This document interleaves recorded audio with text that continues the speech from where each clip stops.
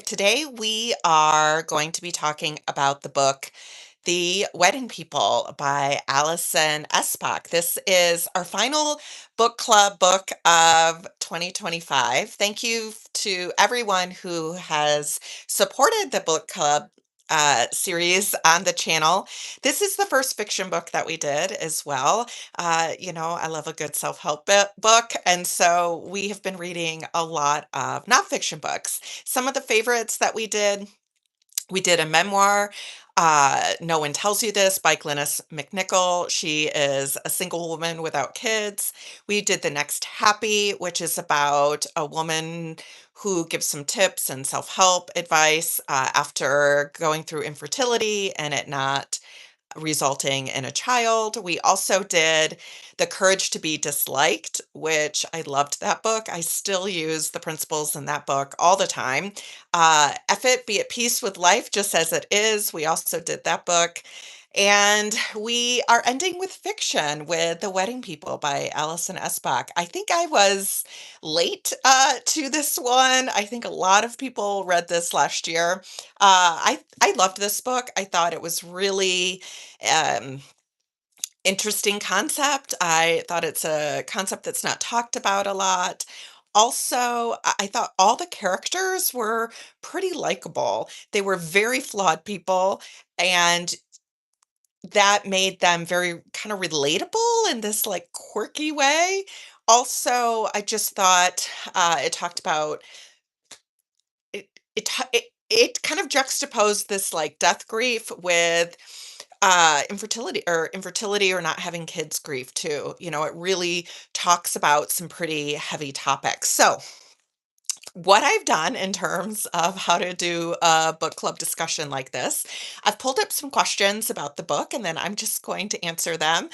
If you are watching this on the replay, then feel free to put questions and interact in the comments, and I'll make sure that I'm monitoring those. And if you're watching live, feel free to start and kind of talk about the book in the comments. So, the main character in this book is named Phoebe. She is a woman whose husband had left her a couple of years ago for another woman. She also is someone who grew up with a lot of her own grief, grew up her with a single father. Her mother passed away. And then she also is somebody who went through fertility that was, I guess they say unsuccessful, but I don't know if that's the right word to use, but went through infertility that did not result in a child. And so the book is about her going away to this hotel where she has a plan where she is going to just end things. And it is a very dark tone in the beginning, right? It's wow, this is the premises of this book. And it definitely comes around. And so, again, I just want to remind everybody that that's a very permanent solution to a temporary and things that can get better. And I think this book really does highlight that you might be in your darkest moment and you never know what's around the corner, that things can get better. And she was open to that. And so it says, were you surprised at the dark tone that started the novel? A little, I was. In fact, to the point where I was a little nervous even doing this as a book club book because that's a very serious, serious conversation, a very, very serious topic.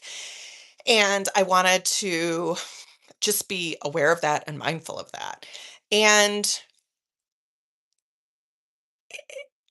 I also, though, think I think she went way further along in her process. But when you go through such significant grief, I do think sometimes people have thoughts, right? And it's very, very important that you seek out help for those. And when I think about it through that lens, I can understand why that was the starting point. It was like something had to change. Like it's been 2 years, she's been managing this, and it's like, what is the pivot point? What is going to push her to make a change? And she got out of her comfort zone. She got out of her environment. She went away to this hotel, met this whole cast of characters, and it was something that pushed her. But again, I want to be very, very clear that you need to seek out help if you're going through thoughts like that. Hi, everybody. Why did Phoebe choose this particular hotel? So she goes to Rhode Island and chooses a hotel, very, very fancy hotel. And she chose, in the book, they talk about she just saw this hotel. She is a Victorian author. It had a lot of remnants of that. It looked fancy. It looked very, very different, very, very much outside the life she's used to. And that's sort of in my head. I kind of pondered, like, it really sort of juxtaposes just the 180 of her life, right?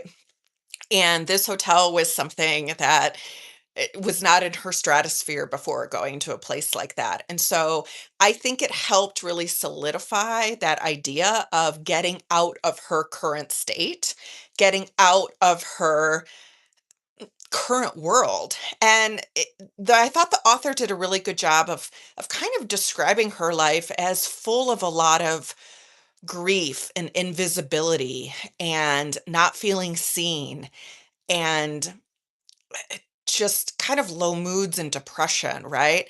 And I think this particular hotel that she talks about was fancy and otherworldly and so different from where she was coming from.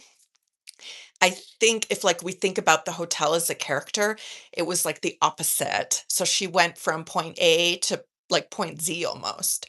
So that's why I think they kind of talked about that particular hotel. I also think it was a hotel where you could reasonably think about her meeting people that are completely outside of her current um, state, right? Completely outside of what she's used to. And so I think that's another reason why maybe that particular hotel it made me wanna go there. It made me wanna go to Rhode Island. It made me wanna stay in a hotel that was, looking out around the ocean. So it definitely the hotel was like its own character almost. Okay. Phoebe's plans are forever altered when there's a wedding being held at the hotel. Let's talk about the first encounter between Phoebe and Lila, who is the bride. Why do you think they were both instantly so honest with each other?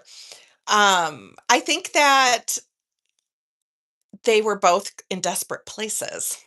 We kind of find out more about Lila's state of mind and maybe kind of desperate places. Again, Lila is also managing her own grief related to a death in her family. And so I think they were both in desperate places. And sometimes you can like sense that in one another. I think they like had no more F's left to give and we're just like, we're going to be honest. I'm going to lay it out there. I'm going to go for it. And ultimately they took the risk and then ended up like creating this friendship together. Again, I think Lila was somebody that like her vibe, was probably very new. I also think Lila is somebody who probably puts on a lot of errors. I think she did a lot of things that she thought she should do. Hang on. And a- and I think Phoebe was showing up just exactly as she is. I think they both represented something that they didn't have access to in their own self. Showing up exactly as you are, just laying it all out on the line. And then the other person is Lila represented somebody who was living a different life as well. And I think we're attracted to things that we wish we had in ourselves, right? You know, yeah, that's what I think. I think we're attracted to that. As Phoebe learns more about the interesting interactions that are taking place at the hotel, she starts to reconsider her plan for coming in the first place. What were your thoughts as these scenes unfolded? Phoebe goes to the hot tub, meets a man there who she instantly connects with. Despite being shy and reserved in the past, she's upfront about what she wants from him. Why do you think Phoebe starts to shed her reserved nature and become more outspoken? Um, I think I think Phoebe wanted the psychological pain to end versus wanting to take a permanent solution to something. And I think, psychological pain is brutal and it's difficult. And I think she started to be able to see lots of people are flawed. Not everybody has the perfect life, even when it looks like they have the perfect life. I also think she started to open herself up a little bit because she had maybe she wasn't going to see these people again. So she was taking a risk and was trying it, or she was just so exhausted from all of that psychological pain, she just couldn't fake it anymore. And so I think she started to have reasons to live and wanted to see what was happening next and was able to recognize that, maybe she isn't an invisible person. She is somebody who is seen out in the world. She just was in an environment where that wasn't the case before. And again, we get like stuck sometimes in these patterns and repetitions. And I think she went out there and they saw her. She was seen. And again, part of why the juxtaposition, I think the author really solidifies this point, is because she stood out because she was the only one not part of the family with the wedding. And so was seen, she stood out, and Lila was going to her. And I also think, when I used to run like process groups as a therapist, I don't run groups so much anymore, but I actually would feel really anxious running groups until like 15 minutes into it, then it would go away. But even at our worst, we have something to offer other people. Even when we're feeling our worst, we have something to bring to our community. We have something to offer to others. And I think this was a really good example of that. She was feeling like she was invisible and it didn't matter and she wasn't contributing to much. And like quirky cast of characters came in and reminded her, and Lila at first in particular, hey, you have something to contribute. The man is Gary, who she first met in the hot tub, and he's the groom who's set to marry Lila. What was your impression of Gary, and what was behind the connection between Phoebe and him, and what ways are they similar? So, my impression of Gary wasn't bad. Um, i- we didn't know he was the groom at first, although I think like there was a little twinge of like, I wonder.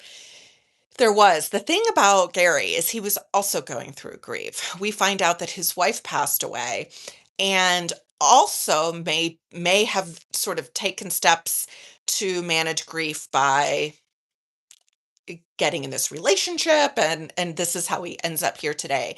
And I think their connection was their grief. Was the fact that they had both been through something really, really difficult. They were coping with it in maybe opposite ways, one would say, right? But they were both sort of um, looking to escape. He was escaping through a marriage.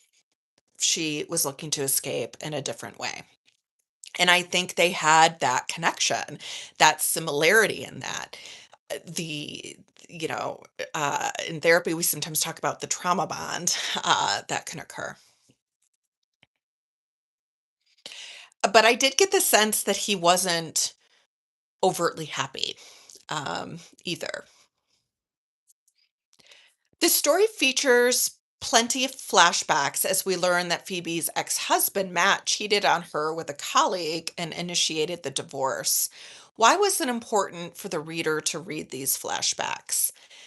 Um, I think I think it's helpful to sort of maybe understand the totality of all that Phoebe was going through.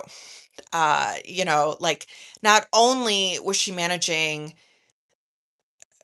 lots and lots of grief related to the divorce, but also uh, being left for somebody else can also really erode at your own self-worth, how you see yourself, your value in the world, things like that. I also think the author did a good job of, I wouldn't say that Matt was like super likable in any way. I don't think he was, but he wasn't villain with a capital V, I would say. He definitely was, but I think we learn that, again, people sometimes go through grief by trying to escape, and he was managing grief of the infertility, and he escaped through that relationship with somebody else. And they also talk about how she was very depressed during all of this, and he didn't know how to manage that. He didn't know what to do or how to help her.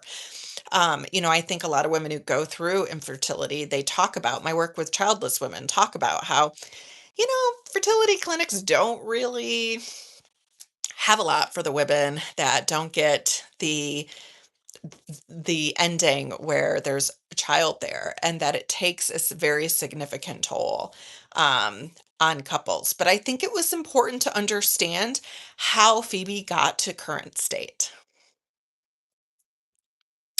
Um,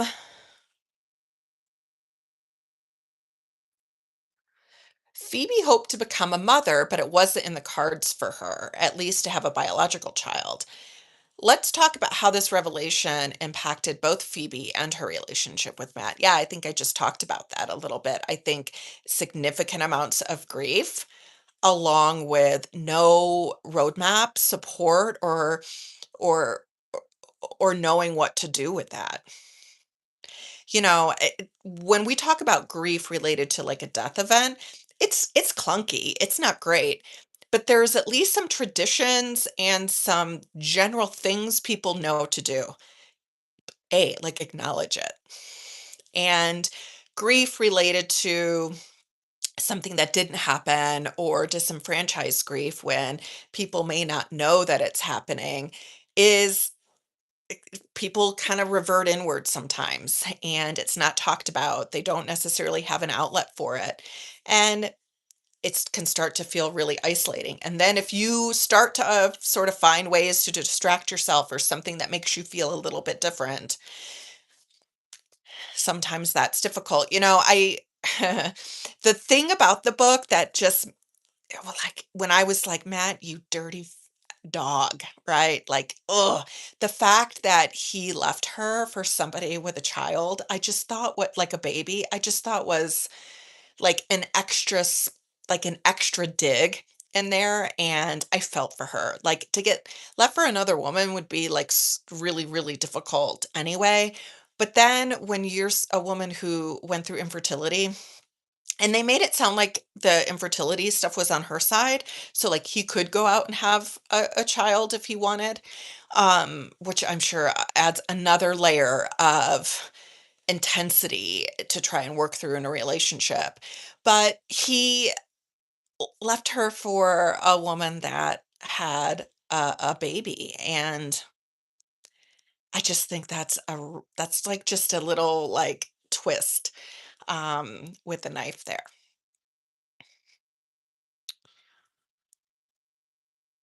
The novel covers grief quite a bit, from Phoebe grieving the end of her marriage, not becoming a biological mother, to Gary and Juice, who is Gary's little girl, grief of losing a wife and mother. How do you feel the novel handled grief and moving forward? I thought this was a really good um, novel about that, and I think that it really balanced like the really heavy pieces of the book with some like sense of humor. The book was funny as well.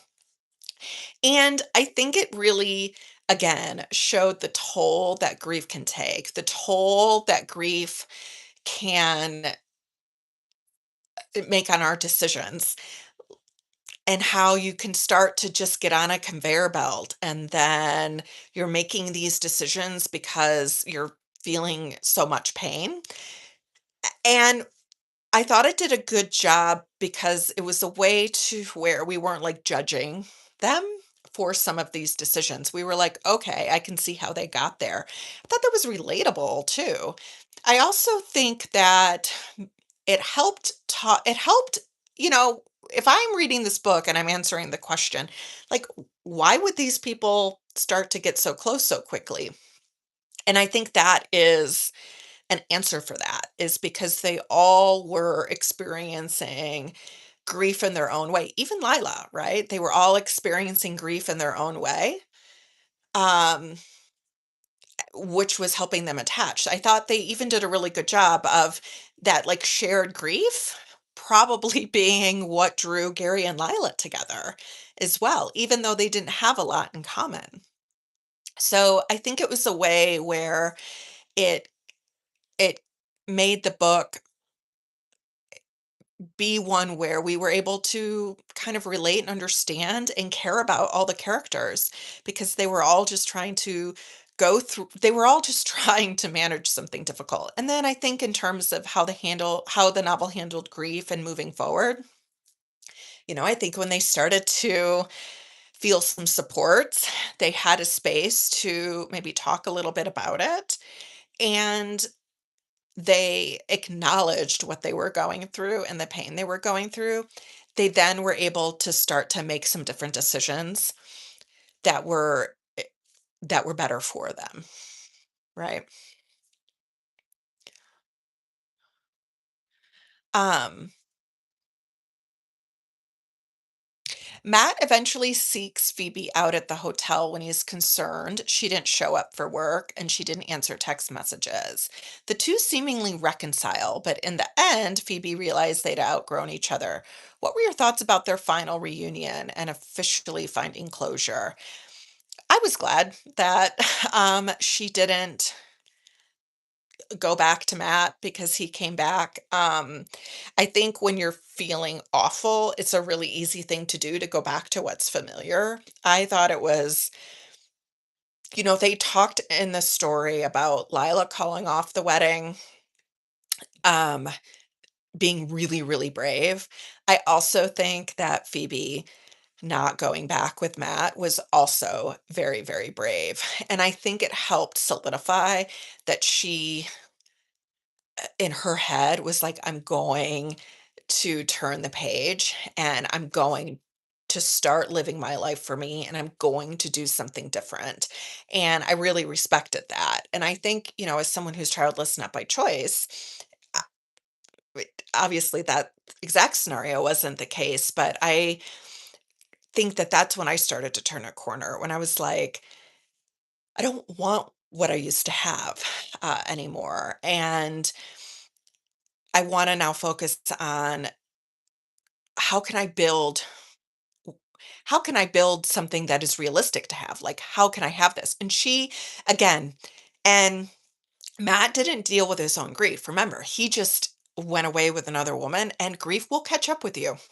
And it caught up with Matt, and so again, he's looking for another escape, and she was like, "I'm not gonna be that for you. You've gotta manage and deal with your own stuff because 'cause you've gotta manage the grief." And, again, I thought that was really brave, and I think she also recognized she has something to contribute. She has these other supports. Feeling like you only have a small circle of supports, you'll stay in an uncomfortable place because at least it's familiar. And it, for a reason that I hope nobody ends up in, took the leap and survived, right? Like she went to a strange place, she met new people, she showed up authentically as her. Like she laid it all out there and she was accepted. Not only was she accepted, but she was invited in. And that's a really powerful feeling. And when you get that and you understand that, you don't have to take the scraps from before. I also think um, it did a good job of kind of showing circumstances change, and sometimes what was good for you 10 years ago is no longer good for you. And it's okay that people learn and grow. Um, and that you can love somebody and it just not be the right fit for you in terms of your own mental health, right? Um, were you surprised when Lila called off the wedding? Yeah, I thought it was going to be Gary. But looking back, I'm like not looking back on it, I'm like, of course it was Lila because she was the driver. She was the decision maker. He definitely was hanging back and just kind of showed up. And, we learn about how grief impacted um, that being how he showed up. Um, so looking back, I shouldn't have been surprised though. And I think it was really, really brave of her to do that. Um, what did you think about the ending? What happens next for Phoebe, Gary, Lila, and Jim? Okay, here's what I loved about the ending is they had Lila go to a place that she had never been before, a place that was completely foreign to her, similar to what Phoebe did. And I think it's sometimes we gotta get out of our cocoon in order to see what else is out there. And so I liked that aspect of the ending. I also liked how they didn't. I said to my friend, actually, who said, "Oh, I read this book; it was great." And I was texting her through Instagram, and I was like, "Yeah, I'm really liking it so far. It hits like close to home in terms of divorce, not having kids, things like that." And I said, but if she ends up getting pregnant at the end of this book, I'm going to burn this book. Like, I, as someone who's childless, not by choice, and is probably more of an attuned ear for this kind of stuff. I was like, I swear to God, they better not have her like end up getting married, getting pregnant, and then like riding off into the sunset together. And because a lot of books do end that way. We talk about like the Hallmark movies. They end that way with the happy ending always having to be sort of this finding the man or getting pregnant if childlessness or infertility is a part of that. And we don't know if they end up together. It is definitely insinuated that they will like keep in contact and probably get to know each other better. But the thing that I really liked about this too is she was building her own life and was going to continue building her own life. Like she was going to go back to Missouri, take care of her stuff. She got her own job doing the being a winter keeper and things like that.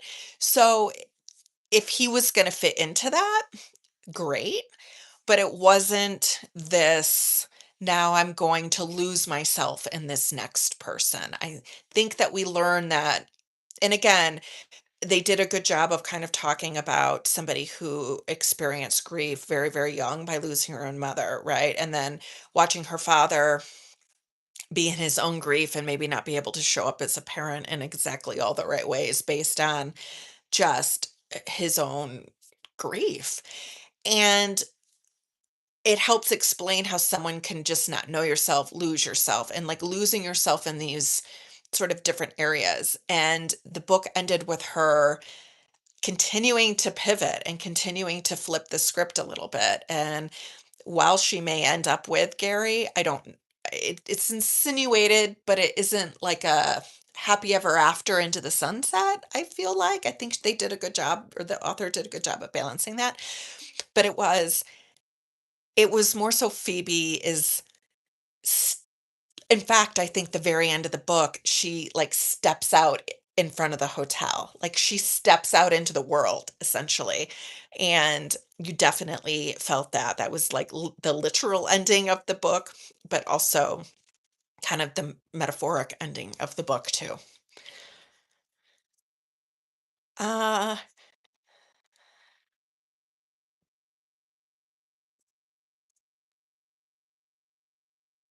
So I really like this book, in case you can tell. I thought it was, again, it talked a lot about grief and it talked about, uh, I thought it was really good because it took there was like a mirror of like, here is sort of the grief that we typically think of. And then here's someone going through has this in her background more like death grief, but has like life not turning out how you thought you would grief here too. And it kind of shows the overlap and how we will make decisions sometimes based on these things without like we'll lose ourselves if we're not careful. And so I thought it did a good job of kind of showing these two different kinds of grief, but that they're not so different in some ways, and how again, it also ends with seek help, get help if you need it because it's supports community are really, really valuable. Before I close though, I want to read one of my favorite lines from the or like paragraph from the book and it was at the end of the book and I just thought this was so good. If I were the author I'd be like I am really proud of myself for writing this. And so this is when um Phoebe's talk she was meant to give a speech at the wedding, and, it I won't sort of go into the whole background, but, it says, uh, "But it's also true that the wedding will never be a waste." Remember, they called off the wedding, and she's kind of talking and there's some other aspects of this before, but, the big thing is it's like, "You called off this wedding, all these people came, I spent all of this money." And she said, "But it's also true that this wedding will never be a waste," Phoebe says, "because I came here to D, and now look at me. I came here to DIE, and now look at me." This is when they both start to cry. No, Phoebe will never be a mother. Phoebe will never know what it's like to create life inside of her. But there are other ways to create, other ways to love, and other reasons to live. And she goes on to say, "Lila, every day this week you gave me a reason to get up in the morning, to put on a beautiful dress and be a part of something. And for that, I will always be grateful." That's page 342. And I just love the connection with that, the purpose of that, and the deeper meaning behind that. And again, there are other reasons to create, other reasons to love, and other reasons to live. So this was also, like Jenna Bush, I guess, has a book club on the morning show or Today Show, whatever that is, and this was one of their books. So it's a New York Times bestseller. It was really good. The next book that I'm reading, let me show you. The next book that I'm reading is The Bookshop of Possibilities. It is branded as a cozy small town romance. And it is by Andrea Severson. She is a YouTuber. She's an indie author. And I found her channel a few months ago. And her channel is about being an indie author and over 40. She's also single and she also doesn't have kids. So I was like, I want to support her. And she has two series. This is book one in the Independent Heart series. So this is the one that I'm reading next. And Andrea also has a YouTube channel. So check out her YouTube channel. If you are childless not by choice, I feel like you need some support, subscribe to Saunders Sisterhood. Our YouTube channel is about being single, also about being childless not by choice. And then we have a lot of people who follow the channel that might be empty nesters or just someone who is like life is looking different than they imagined. I've had some people tell me that some of the things that we talk about over there, coping, things like that, are helpful as well. Also, if you are needing some support around the holidays, you can also go to Amazon and I have a workbook for those who are those who are childless, not by choice. And if you go to, I'll put the link in the description below for all of the things that I have on Amazon to help cope with being childless, not by choice. I also have some coloring books if you're looking for some soothing, calming, coping to do, and know that the pictures and the descriptions are going to be representative of you. You can also check those out, and I'll put those in the description below. But yeah, check it out and consider subscribing. Thanks for joining me today. If you have any really good book recommendations for 2026, let me know. I would love to hear those as I start to put together a book club for next year. I hope everybody has a great rest of their day. Have a good one. Bye.